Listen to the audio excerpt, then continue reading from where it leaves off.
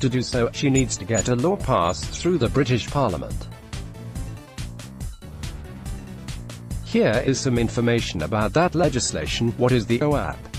The European Union Withdrawal Agreement Bill, known as the OAB, formally ratifies Britain's exit agreement with the EU.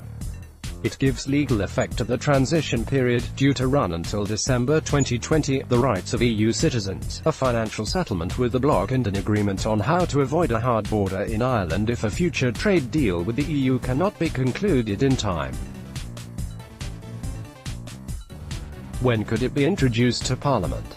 Parliament has rejected May's Brexit deal 3 times since the start of the year. The government is now holding talks with the opposition Labour Party aimed at reaching a compromise on the way forward. May's spokesman said her team of ministers had agreed the OAB should be put before Parliament as soon as possible. A government source said this could be as early as next week. Introducing the legislation directly would bypass the so-called meaningful vote on May's deal, which the House of Commons Speaker has ruled cannot be brought back for another vote without substantial changes. It would put pressure on lawmakers to support the legislation to ensure Britain leaves the EU before the European Parliament elections. It would also enable compromise to be reached through amendments or changes to the bill, which could be put forward by pro- and anti-Brexit factions in Parliament, giving the legislation a better chance of gaining support. How quickly could it be passed? To avoid holding European Parliament elections on the 23rd of May, the bill would have to pass through all its stages in both the lower House of Commons and upper House of Lords to ratify the deal and leave the EU.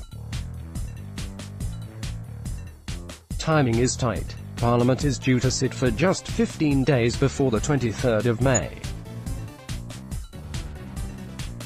Several previous bills on Britain's relationship with Europe have taken more than 30 days to pass.